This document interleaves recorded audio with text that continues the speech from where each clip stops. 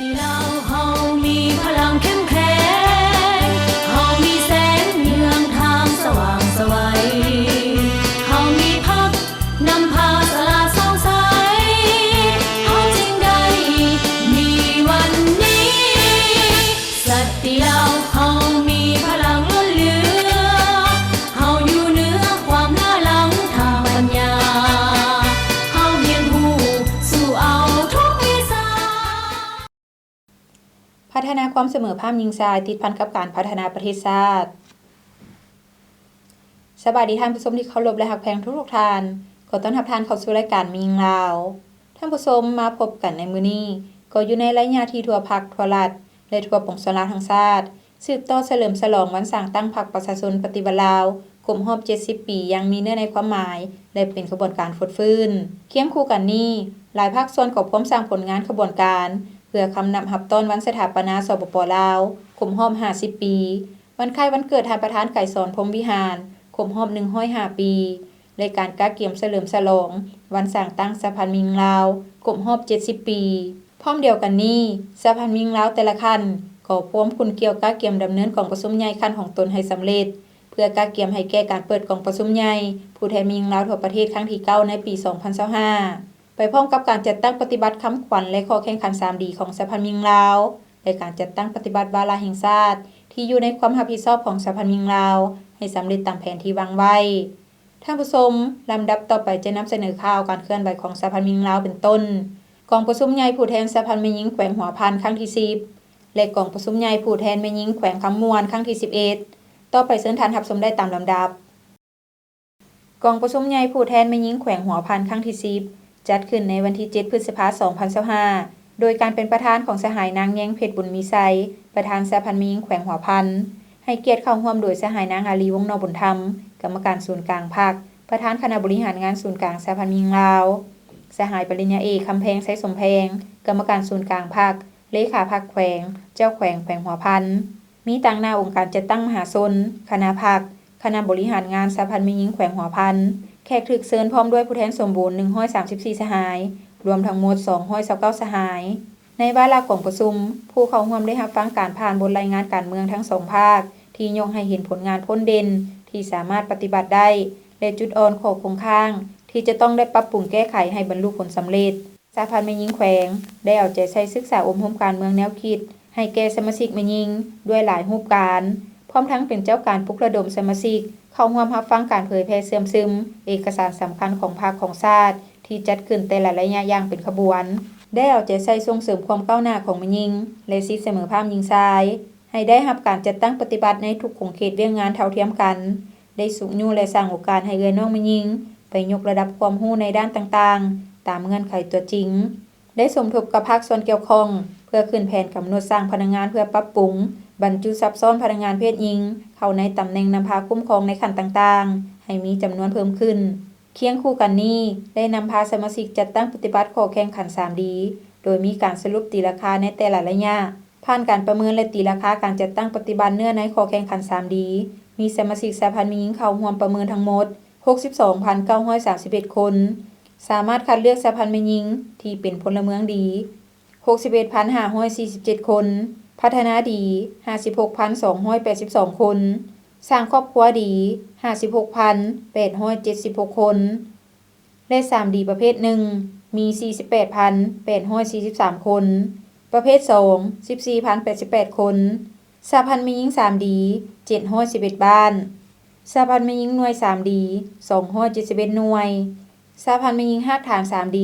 38ฮักฐาน1แผนกแม่หญิงกองบัญชาการแขวงและสหพันธ์แม่หญิงเมือง 3D 10 เมืองพร้อมนี้ยังได้ห้องเอา6ทิศทางรวม9ขั้นหมายสู่ชนและเวียกงานจุดสูมใน5ปีต่อหน้า 2026-2030 ห้องเอาทิศทางแผนพัฒนาแม่หญิงแขวง5ปี 2026-2030 ซึ่งได้กำหนด9ทิศทางหน้าที่รวม8เป้าหมาย23แผนเวียกจุดสุมและ55เวียกจุดสุมกองประชุมใหญ่ยังได้รับฟังการประกอบคำคิดคำเห็นจากภาคส่วนต่างๆคือต่างหน้าจากแนวร้าวสร้างชาติแขวงในหัวข้อศึกษาอบรมการเมืองแนวคิดให้แก่ประชาชนบรรดาเผ่าในการสกัดกั้นและแก้ไขปัญหาปรากฏการณ์ย่อท้อในสังคมต่างหน้าครอบครัวตัวแบบ ในการจัดตั้งปฏิบัติข้อแข่งขัน 3D ติดพันกับการสร้างเศรษฐกิจครอบครัวและตัวแบบด้านหัตถกรรมผลิตผ้าแต้มเทียน3เอื้อยน้องที่สร้างรายรับให้แก่ครอบครัวและสร้างเวียกเฮ็ดงานทำให้เอื้อยน้องแม่หญิงภายในบ้านในวาระของประชุมยังได้มีการมอบใบย่องย่อให้แก่คณะบริหารงานสหพันธ์แม่หญิงแขวงสุทธิเก้า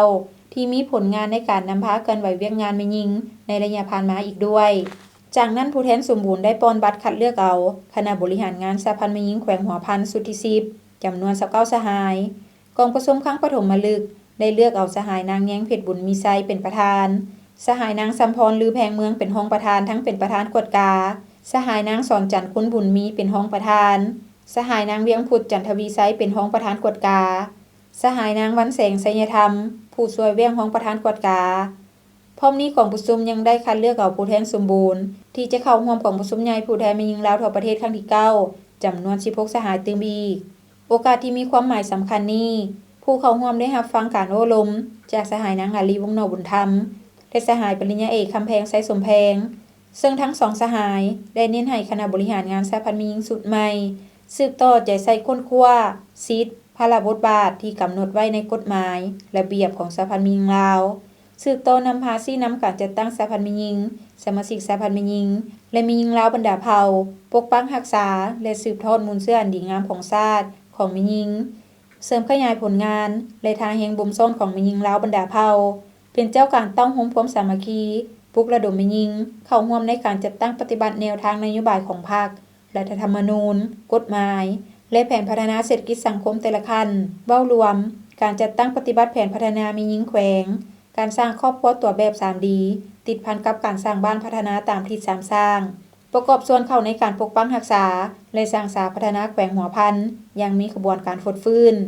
สร้างแบบแผนดำรงชีวิตให้ถูกต้องเต้าโฮมความสามัคคีให้เป็นปึกแผ่นแน่นหนากล้าคิดกล้าเฮ็ดกล้ารับผิดชอบต้านและตีถอยทุกพฤติกรรมที่เป็นการเสื่อมคุณเปลี่ยนทาสอัญญาสิทธิ์ห่างเหินจากประชาชนสวยใช้หน้าที่ตำแหน่งเพื่อหาผลประโยชน์ส่วนตัวเพิ่มทวีการร่วมเวียกกับ3วงการจัดตั้งมหาชนเพื่อสร้างกิจกรรมขบวนการให้กว้างขวางยิ่งขึ้นพร้อมเดียวกันนี้ต้องเพิ่มทวีเวียกงานติดตามกวดกาให้สูงขึ้นเพื่อเป็นตัวชี้วัดผลสำเร็จของเวียกงานพร้อมทางนำเอามติของประชุมใหญ่ครั้งนี้ไปพันขยายและจัดตั้งปฏิบัติให้บรรลุผลสำเร็จตามแผนการที่วางไว้กองประชุมใหญ่ผู้แทนแม่หญิงแขวงคำมวนครั้งที่11ไขขึ้นและอัดลงในวันที่8พฤษภาคม2025ที่สโมสรใหญ่แขวงโดยการเป็นประธานของประชุมของสหายนางไพวันพลหาราชประธานคณะบริหารงานสหพันธ์แม่หญิงแขวงให้เกียรติเข้าร่วมโดยสหายวันไซพงสวรรค์กรรมการศูนย์กลางพรรคเลขาพรรคแขวงเจ้าแขวงแขวงคำมวนสหายนางศิริกิจบุภาคณะพรรคห้องประธานคณะบริหารงานศูนย์กลางสหพันธ์แม่หญิงลาวนี้ตั้งหน้าเจ้าองค์การจัดตั้งมหาชนป้าอาวุโสบำนาญพร้อมด้วยคณะพรรคอ้อมข้างแขวงผู้แทนสมบูรณ์และแขกถึกเชิญเข้าร่วมทั้งหมด235สหายหญิง186สหายในนี้มีผู้แทนสมบูรณ์153สหายผู้เข้าร่วมของประชุมได้รับฟังการผ่านบทรายงานการเมืองทั้ง2ภาคที่ยกให้เห็นผลสำเร็จหลายด้านเป็นต้นได้เอาใจใส่ศึกษาอบรมการเมืองแนวคิดให้สมาชิกสหพันธ์แม่หญิงเป็นเวียกแถวหน้าเป็นเจ้าการค้นคว้าเสื่อมซึมแนวทางนโยบายของพรรคมติคำสั่งกฎหมายนิติกรรมต่างๆมูลเชื่อประวัติศาสตร์ของพรรคของชาติเฮ็ดให้สมาชิกมีทัศนาการเมืองหนักแน่นเป็นเจ้าการประสานสมทบกับคณะพรรคคณะนำในการสร้างเงื่อนไขอำนวยความสะดวกให้สมาชิกสหพันธ์แม่หญิงได้รับการพัฒนาตนเองอย่างรอบด้านเป็นต้นด้านทฤษฎีและวิชาเฉพาะทั้งอยู่ภายในและต่างประเทศเฮ็ดให้ตัวเลขแม่หญิงที่ได้รับการบรรจุซับซ้อนเข้าในตำแหน่งนำพาคุ้มครองในขั้นต่างๆมีจำนวนเพิ่มขึ้นฝึกอบรมวิชาชีพให้แก่แม่หญิงที่ทุกข์ยากและด้อยโอกาสได้424คนได้สามารถสร้างครอบครัวตัวแบบได้471ครอบครัวเคียงคู่กันนี้ก็ได้เอาใจใส่จัดตั้งเผยแพร่เสื่อมซึมเนื้อในข้อแข่งขัน 3D ติดพันกับขบวนการแข่งขันรักษาและพัฒนาผ่านการจัดตั้งปฏิบัติสามารถประเมินหน่วยและรากฐานสหพันธ์แม่หญิง 3D อ้อมข้างแขวงได้91ส่วนห้อยของจำนวนหน่วยและรากฐานเมืองได้100ส่วนห้อยหน่วยและรากฐานอ้อมข้างเมืองได้89ส่วนห้อยขันบ้านได้98ส่วนห้อยพร้อมนี้ก็ได้เผยแพร่ปึ้มคู่มือแนะนำเบื้องต้นและการประเมินสร้างครอบครัวและบ้านแม่หญิง 3D ติดพันกับการสร้างบ้านพัฒนาตามที่3สร้างได้ ได้104บ้าน มีผู้เข้าร่วม 37,829 คนยิงกว่าเมา53ส่วนห้อยผ่านการจัดตั้งปฏิบัติสามารถยั่งยืนได้ 4,939 ครอบครัวความ87ส่วนห้อยของจำนวนครอบครัวที่ประเมินได้สร้างบ้านสะพานมิง 3D ได้24บ้าน โอกาสนี้ผู้แทนกองประชุมได้ห้องเอาทิศทางแผนการ5ปีต่อหน้า8ทิศทางรวมและ24คาดหมายสู่ชนบทสรุปการจัดตั้งปฏิบัติแผนพัฒนาแม่หญิงแขวงระยะ5ปี2020-2024และแผนพัฒนาแม่หญิงระยะ5ปี2025-2029มี9แผนงาน24โครงการพร้อมนี้ก็ได้รับฟังการประกอบคำเห็นในหัวข้อการประกอบส่วนของเอ้ยน้องแม่หญิงในการเก็บรายรับเข้างบประมาณตัวแบบในการปลูกฝังเลี้ยงสัตว์และตัวแบบการตำหูกบ้านหนองปิงในโอกาสดำเนินของประชุมใหญ่ผู้แทนแม่หญิงแขวงคำม่วนครั้งที่11ได้มีวาระพิธีประกาศและรับห้องแขวงคำม่วนเป็นแขวงสะพานแม่หญิง 3D ให้เกียรติลั่นคล้อง9บาทและเปิดป้ายโดยสหายวันไซพร้อมสวรรค์และสหายนางศิริกิติ์บุภาพร้อมด้วยการนำของแขวงแขกถึกเชิญพร้อมด้วยสมาชิกสะพานแม่หญิงเข้าร่วมหลังจากนั้นผู้แทนสมบูรณ์ได้ป้อนบัตรคัดเลือกเอาคณะบริหารงานสะพานแม่หญิงแขวงคำม่วนสุดใหม่จำนวน29สหายกองประชุมครั้งปฐมฤกษ์ได้เป็นเอกภาพเลือกเอาสหายนางไพวันพลหาราชเป็นประธานสหายนางดาลมินศรีสว่างเป็นรองประธานทั้งเป็นประธานกวดกาสหายนางสุทธิลมสุริวงศ์เป็นรองประธานและสหายนางสุขธีถาวรแสงสุวรรณุหักเป็นรองประธานกวดกาพร้อมนี้ก็ได้เลือกเอาผู้แทนสมบูรณ์จำนวน16สหายและผู้แทนสำรอง3สหายเพื่อเข้าร่วมของประชุมใหญ่ผู้แทนแม่หญิงลาวทั่วประเทศครั้งที่9โอกาสที่มีความหมายสำคัญนี้ผู้เข้าร่วมของประชุมได้รับฟังการโอ้ลมจากสหายวันไซพร้อมสวรรค์และสหายนางศิริกิติ์บุภาซึ่งทั้ง2สหายได้เน้นให้คณะสะพานแม่หญิงสุดใหม่เอาใจใส่โฆษณาศึกษาโฮมการเมืองแนวคิดคนกลัวเสื่อมซึมและกำแน่นทฤษฎีมาร์กเลนินแนวคิดไกรสอนพรหมวิหารให้แทนแถวสมาชิกสะพานแม่หญิงให้มีความหนักแน่นเอาใจใส่ปรับปรุงการจัดตั้งสะพานแม่หญิงให้หนักแน่นเข้มแข็งในทุกด้านมีการแบ่งความรับผิดชอบละเอียดภายในคณะสร้างโอกาสและเงื่อนไขให้เอ้ยน้องแม่หญิงได้ยกระดับความรู้ความสามารถที่มีความเพียรพร้อมในการสืบทอดเป็นแทนสามารถบรรจุซับซ้อนเข้าในขั้นตำแหน่งพนักงานนำพาคุ้มครองสามารถเข้าร่วมตัดสินปัญหาสำคัญแต่ละขั้นให้นำมือนับหลายขึ้นสืบต่อจัดตั้งปฏิบัติคำขวัญและข้อแข่งขัน 3D ของสะพานแม่หญิงลาวติดพันกับการสร้างบ้านพัฒนาตามที่3สร้างให้เป็นขบวนฟดฟื้นเอาใจใส่โฆษณาต้านสกัดกั้นและแก้ไขปรากฏการณ์ย่อท้อในฐานแถวเอ้ยน้องแม่หญิงในสังคมให้ลดน้อยถอยลงเอาใจใส่ส่งเสริมเอ้ยน้องแม่หญิงให้สร้างเศรษฐกิจครอบครัวตามท่าแห่งบ่มซ่อนตัวจริงเอาใจใส่เพิ่มทวีการพัวพันร่วมมือกับต่างประเทศอย่างมีการเลือกเฟ้นเพื่อย่านแย่งเอาบรรดาบทเรียนอันดีเด่นดึงดูดเอาการช่วยเหลือเข้ามาพัฒนาเวียงงานแม่หญิงให้มีความก้าวหน้าขึ้นอย่างบ่หยุดยั้งและนำเอาผลสำเร็จของกองประชุมใหญ่ครั้งนี้ไปเผยแพร่จัดตั้งผันขยายเป็นแผนงานโครงการให้บรรลุผลสำเร็จตามแผนที่วางไว้ที่ท่านได้รับชมผ่านไปนั้นก็แม่นข่าวการเคลื่อนไหวของสะพานแม่หญิงลาวท่านผู้ชมจากนี้พักผ่อนกันก่อนแล้วจึงกลับเข้ามาในระยะถัดไปของทางรายการ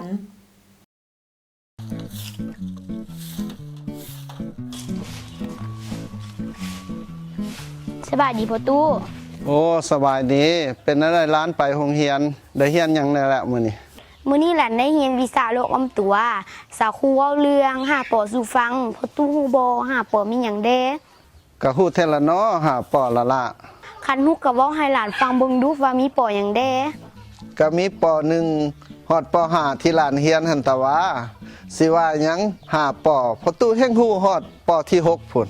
ปอหยังอีกปอที่6หั่นป.ที่6ปอแม่ตู้จมปกมื้อเช้าหั่นเด้พ่อตู้เอ๋ยมันบ่แม่นที่พ่อตู้เอามาหั่นนะสาวครูว่าหาปอมีปอที่1แม่นปอปิดฝาพัฒนาที่เก็บน้ำในเฮือนบ่ให้มียุงลายเข้าไปไข่ใส่ปอที่2แม่นปอเปลี่ยนน้ำและพัดถูพัฒนาเส้นเต้าดอกไม้น้ำห้องตีนตู้ฐานห้องจอกน้ำปอที่3แม่นปอปล่อยป่าหางนกยุงเพื่อไปกินนอนน้ำปอที่4แม่นปอปรับปรุงบ่ให้น้ำค้างขังกระโปะกระป๋องอย่างตีรถเก่าปอที่5แม่นปอปฏิบัติ เป็นประจำทุกๆอาทิตย์ โอ้แม่นหวะพอตู้บ่ฮู้เด้ กลับเข้าสู่รายการมียิงลาวท่านผู้ชมสำหรับระยะนี้ทางรายการขอนำเสนอการสร้างเศรษฐกิจครอบครัวแต่ว่าจะเป็นการผลิตหยังหรืออยู่ไสนั้นเชิญทานรับชมได้จากทางทีมงาน หัตถกรรมตำหูกทอไหมเป็นสิ่งที่คู่กับแม่หญิงลาวมาแต่บูหานาการจากหุ้นสู่หุ้น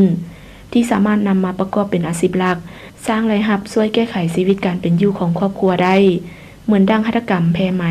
ที่ตั้งอยู่บ้านพลต้องจอมณีเมืองจันทบุรีนครหลวงเวียงจันทน์สร้างตั้งขึ้นในปี 1991 ซึ่งเบื้องต้นแม่นเฮ็ดแบบครอบครัวทำอิฐมีเพียง10กีซึ่งแม่นสมาชิกในครอบครัวเป็นผู้ตำเองเมื่อตำขายก็เห็นว่ามีผู้ซื้อไปสมไซและสร้างเข้ามาหลายดังนั้นจึงได้ขยายกิจการออกโดยให้ชาวบ้านผู้ที่บ่มีเวียงเฮ็ดงานทำและมักฮักในการตำฮูกช่วยตำโดยทางหารได้สนองวัตถุให้แล้วไปตำอยู่เฮือนจนฮอด500หลังคาเฮือนเพื่อให้ทันตามที่ลูกค้าสั่งแต่สำหรับลวดลายแม่นทางหารเป็นผู้คิดค้นและออกแบบให้ทุกอย่าง โดยจุดเด่นของสินค้าของเฮาจะแม่นลวดลายที่ละเอียดและเส้นใยที่ใช้โดยลวดลายที่อยู่ในห้านเฮาทุกอย่างแม่นเฮาจะเป็นคนออกแบบเองโดยเฮาจะออกแบบโดยการใช้คอมพิวเตอร์ใช้ในการออกแบบเพื่อความชัดเจนแน่นอนเพื่อบ่ให้มีหยังผิดพลาดสำหรับลายทุกลายที่เฮาออกแบบในบริษัทเนาะเฮาจะเฮ็ดเป็นดีไซน์ชีทออกมาเพื่อยั่งยืนและเก็บกำและให้กระเจ้าสร้างตำหูกเฮ็ดตามแบบที่เฮาออกมาโดยละเอียดโดยเฮาจะเขียนเป็นหัวข้อให้และจะจัดเป็นสีใหม่ตามลำดับเพื่อให้กระเจ้าเข้าใจว่าบอนใดที่กระเจ้าจะต้องตำสีนี้บอนใดที่กระเจ้าจะต้องตำลายนี้เฮาจะเขียนให้ละเอียดแล้วเฮาจะส่งแบบตัวนั้นให้กับผู้ตำและตอนเริ่มตำทำอิฐเฮาจะไปกวดกาว่ากระเจ้าตำถูกตามที่เฮาต้องการบ่ถ้ากระเจ้าสามารถตำได้ตามที่เฮาต้องการแล้วหลังจากนั้นเฮาก็จะปล่อยให้กระเจ้าตำไปต่อสร้างตำหูกของเฮาแม่นส่วนหลายจะเป็นผู้ที่มีฝีมืออยู่แล้วโดยฉะนั้นคนที่เคยตำหูกอยู่แล้วเพิ่นจะเข้าใจการตำหูกได้ไวแต่ก็จะมีอยู่บางคนที่ยังบ่เคยตำหูกแต่อยากมักในการตำหูกเฮาก็จะเอามาสอนและเฮาจะสอนในแบบวิธีของเฮาให้เข้าใจในลายของเฮาและให้ตำเพื่อผลิตภัณฑ์ของเฮาได้หัตถกรรมแพไหมมีลวดลายหลายชนิดมีทั้งลายพื้นเมืองและลวดลายประยุกต์ทันสมัยผสมผสานกับลวดลายโบราณลาวนอกจากนั้นอุปกรณ์ที่ใช้ในการผลิตบ่ว่าจะเป็นกี่หลาเครื่องปั้นไหมก็แม่นทางหารเป็นผู้คิดค้นและผลิตเองทั้งหมดผลิตภัณฑ์หลักจะเป็นประเภทผ้าเบียงสุดแต่งงานผ้าพันคอกระเป๋าปลอกหมอนราคาเริ่มต้นแม่น 100,000 กีบหา100 ล้านกีบขึ้นไปซึ่งผลิตภัณฑ์ทั้งหมดแม่นตำทอโดยสร้างที่มีฝีมือและประสบการณ์ที่ยาวนานสำหรับลูกค้าก็มีทั้งคนลาวและคนต่างประเทศเกือบ90%ส่วน100จะเป็นคนต่างประเทศที่เป็นนักค้นครัวและมีความสนใจในผ้าของลาวปัจจุบันทางหัตถกรรมแพไหมแม้นได้ส่งผลิตภัณฑ์ออกไปหลายประเทศเช่นประเทศญี่ปุ่นไทยมาเลเซียจีนและประเทศอื่นๆอีกถือว่าผลิตภัณฑ์ที่ทางหัตถกรรมแพไหมที่ผลิตออกมาไม่ได้รับความนิยมชมชอบหลายจากมวลชนทางภายในและต่างประเทศจนเห็นให้ได้รับรางวัลจากหลายภาคส่วนเกี่ยวกับรายรับของบริษัทเฮาเนาะภายในปีหนึ่งเฮาจะได้รายรับอยู่ที่ประมาณ 2,000 ล้านกีบรางวัลที่ผ่านมาเด่นๆของบริษัทหัตถกรรมแพงใหม่ในปี 2005 เฮาจะได้รางวัล Good Design ของประเทศญี่ปุ่นซึ่งลายที่เฮาส่งไปแข่งขันนั้นจะเป็นลายของไทยแดงเป็นลายเก็ตเตาซึ่งเฮาเอามาประยุกต์ใหม่ให้เป็นผ้าพันคอให้เป็นปลอกหมอนให้เป็นกระเป๋าซึ่งการออกแบบนั้นเพิ่นได้รับความนิยมหลายจนได้รางวัลของ Good Design ของญี่ปุ่นและในปีที่ผ่านมาเนาะพวกเขาก็ได้รางวัลออกแบบผ้าเบี่ยงดีเด่นของงานหัตถกรรมลาวครั้งที่21ได้รางวัลชนะเลิศและในปีเดียวกันปี 2022 ท่านห้านเฮาก็จะได้รางวัลออกแบบผลิตภัณฑ์ดีเด่นจากองค์การอาปาดาของ WCC และเฮาได้ไปรับรางวัลที่ประเทศไทย นอกจากนั้นเฮายังจะมีหลายรางวัลที่เฮาได้รับตื่นอีกบ่ว่าจะเป็นภายในและต่างประเทศการเฮ็ดธุรกิจแน่นอนต้องพบทั้งข้อสะดวกและข้อยุ่งยากทางหัตถกรรมแพร่ไหมก็เช่นเดียวกันในช่วงการแพร่ระบาดของพยาธิโควิด -19 ก็เฮ็ดให้พบข้อยุ่งยากหลายอย่างจากที่เคยมีสร้างตำหูก500กว่าคนก็ลดลงมาเหลือเพียง10คนและในช่วงโควิดที่ผ่านมาเนาะคือในปี2010ตั้งแต่ปี2019มาบริษัทของเราได้พบกับความยุ่งยากหลายเพราะว่าคนบ่แม่นแต่คนลาวแต่คนทั่วโลกบ่สามารถออกไปใส่ได้บ่สามารถสร้างสรรค์ได้บ่สามารถซื้อเครื่องได้บ่สามารถไปหากันได้เฮ็ดให้บริษัทเฮาที่เป็นบริษัทที่เกี่ยวกับผ้าและเครื่องนุ่งได้รับผลกระทบอย่างหลายซึ่งความยุ่งยากที่เฮาได้พบในช่วงโควิดเฮ็ดให้การผลิตของเฮาตกลงรายได้รายรับของเฮาก็ลดหน่อยถอยลงจึงเฮ็ดให้หลังจากที่เฮามีผู้ผลิตอยู่500กว่าครอบครัวตอนนี้เฮาเหลือเพียงแต่10กี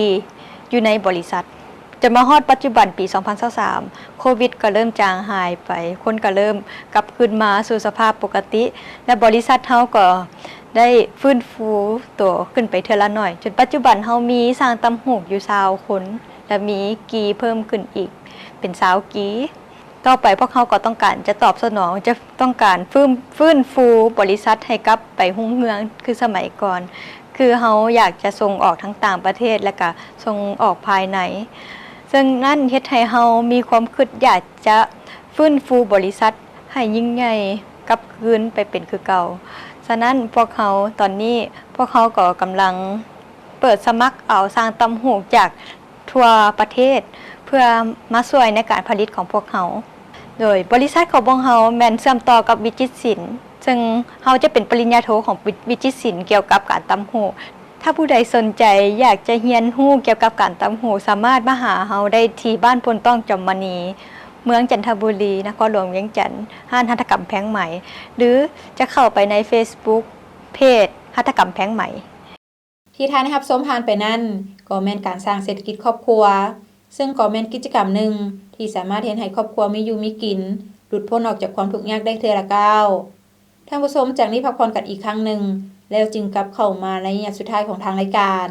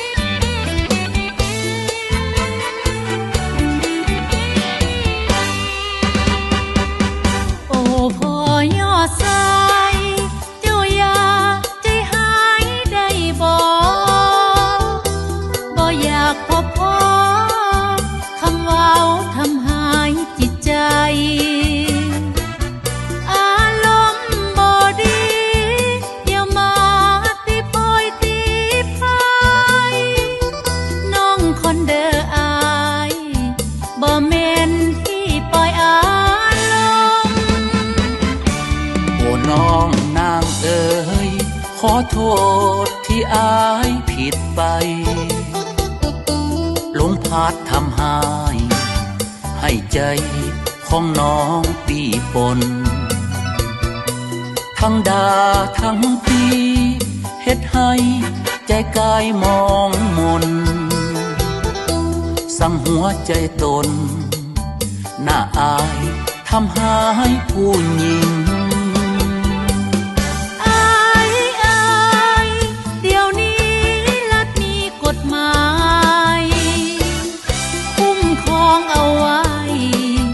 สิทธิเด็กและผู้หญิงอย่ามาใส่ละลายโทษจะทั้งทีเฮ็ดแท้ทำจริงในข่าวคนการกฎหมายโอ้อายหูแล้วจะบอกทำให้น้องนางครอบครัว อยู่เฮียงเคียงข้าง ดูแลลูกเต้าหญิงสาย ถ้าอายพังพาจงสวยยับยั้งเตือนไว้ศิษามาภาพหญิงสายบ่มีภัยต้องทำหายกัน หยุดใส่ความหุนแหงต่อน้องและลูกสาวเด้ออ้าย โดยไอ้จะบ่เห็นอีกแล้ว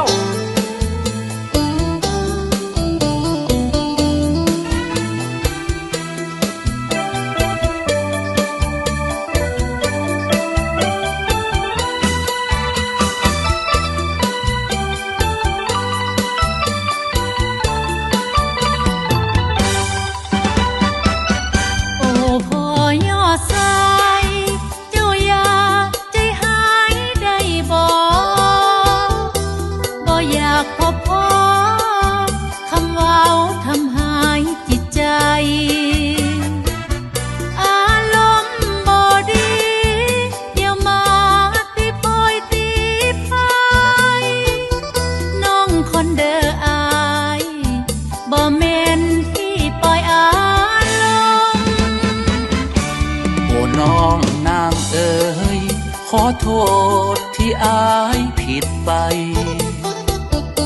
หลงพลาดทำให้ใจของน้องปีปนทั้งดาทั้งปีเฮ็ดให้ใจกายมองมน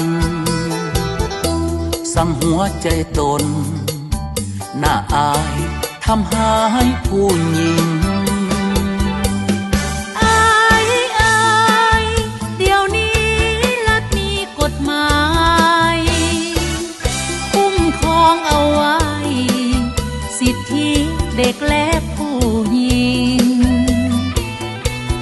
อย่ามันสายละลายโทษจะทั้งทีเฮ็ดแท้ทำจริงในข่าวควรการกฎหมาย โอ้อายหูแล้วจะบอกทำให้น้องนางครอบครัวอยู่เฮียงเคียงข้าง ดูแลลูกเต้าหญิงสาย ถ้าอายพังพาจงสวยยับยั้งเตือนไว้ศิษามาภาพหญิงสายบ่มีภัยต้องทำหายกัน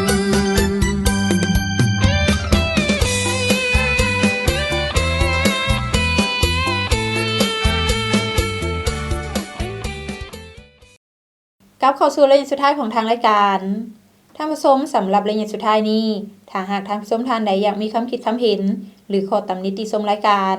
ท่านก็สามารถโทรศัพท์เข้ามาได้ตามเบอร์ที่ขึ้นอยู่ในหน้าจอขณะนี้และนอกจากนี้ท่านผู้ชมยังสามารถเบิ่งรายการมียิงลาวขึ้นหลังได้ทาง YouTube โดยพิมพ์คำว่ารายการมียิงลาวหรือว่าจะเข้าไปที่เว็บไซต์ก็ได้เช่นเดียวกันที่ www.laowomenunion.org.la ท่านผู้ชมอย่าเสพติดเป็นอันตรายต่อสุขภาพและอนาคตของคนหุ่นนุ่มที่เป็นหุ่นสืบทอดที่เป็นกำลังแห่งอันสำคัญในการปกปักรักษาและสร้างสรรค์พัฒนาประเทศชาติดังนั้นพวกเราทุกคนจงร่วมแรงร่วมใจกันต้านและสกัดกั้นปัญหายาเสพติดให้หมดไปจากสังคมลาวท่านผู้ชมมาฮอดนี้เวลาของทางรายการก็หมดลงแล้วผู้ดำเนินรายการพร้อมด้วยทีมงานรายการมียิงลาวขอลาท่านผู้ชมไปก่อนพบกันใหม่ในมื้อหน้าสำหรับมื้อนี้ขอขอบใจสบายดี